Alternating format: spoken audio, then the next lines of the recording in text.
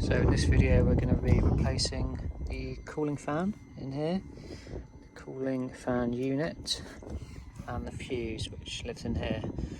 There's 3 fuse boxes on this fan. You've got this one here which has all the big fuses like 60 amp, 40 amp ones. You've got this little fuse box here which has some smaller ones, and then there's one inside the dash which has another load of little ones.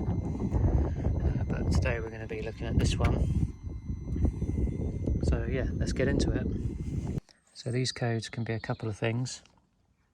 In my case, it was a broken fan, but it can be a control unit. And you also want to check the fuse, because my fuse blew when the fan broke. There's not much info on how to do this job online, being quite a new van I guess. So I hope this video helps someone out. But first things first is to take out the little control module, and just underneath you have 2 little plugs, little sockets, little plastic clips. So you pull the orange clip bit down on both of them and they pull out. Then you've got a T30 Torx screw which I've loosened.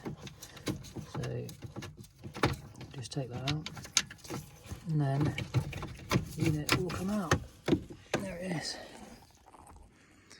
So we've got a brand new one of those.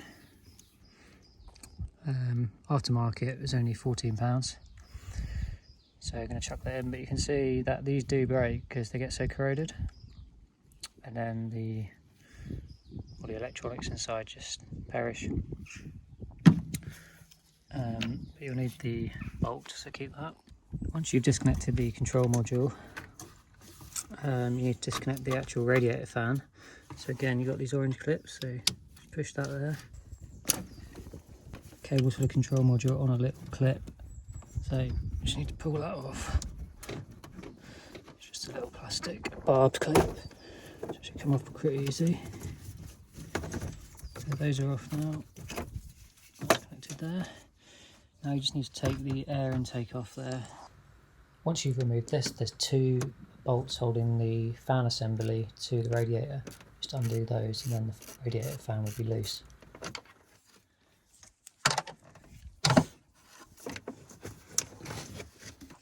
You can see how broken this is. The fan doesn't even move a little bit, but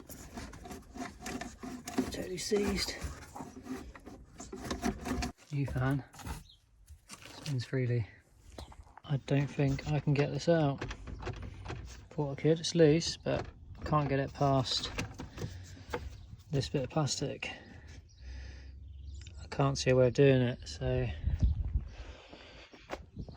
I'm going to take the bumper off. Right, under the bumper there is 8. It's in there. Torx 20s again. All the way around the front. So take all those off. There's the 8 out off the front. 2 on the side.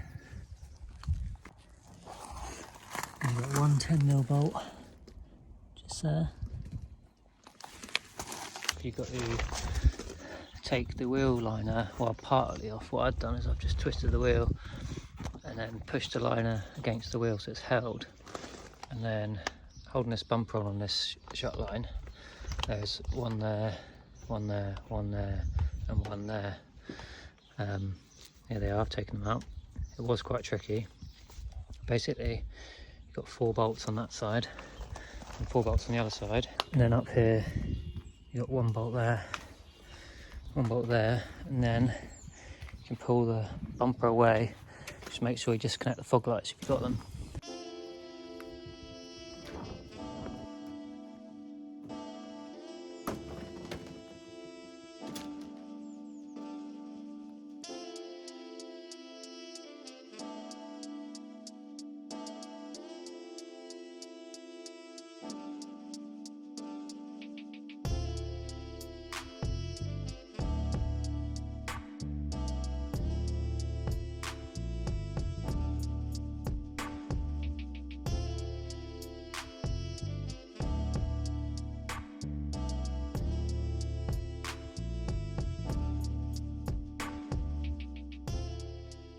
Actually, the fuse blew at the same time as the fan breaking.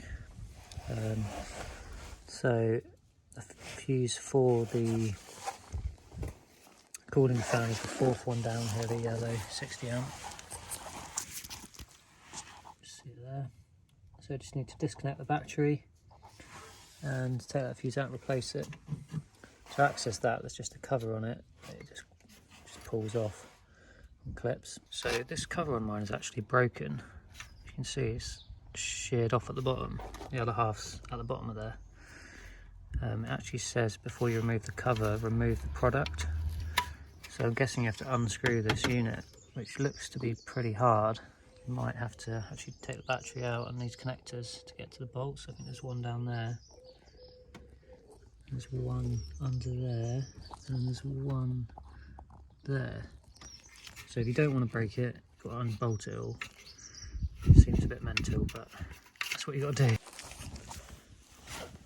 To replace this fuse, what you want to do is disconnect the battery, just the negative. And to do that, you've got to undo this here. This is the sort of battery bracket. You'll be able to just pull this back off. Off, and then you can access the 10mm on the negative there. The fuses are held in with an 8mm socket. Don't know if you can see that, but inside the little wire there's a gap between it. That shows that it's blown. So in conclusion, that was quite a big job. I wouldn't recommend doing that on the street. I think if you've got a driveway it's more doable, but because you've got to take the whole bumper off to get to the fan, it's a bit of a nightmare really. It's not a simple job. Also this fuse box I think is pretty hard to get out. Mine was broken so it was easy, but if you don't want to break it, I think it's got quite a few bolts. But I did manage to do it, so it is possible. But yeah, I hope this has helped someone out.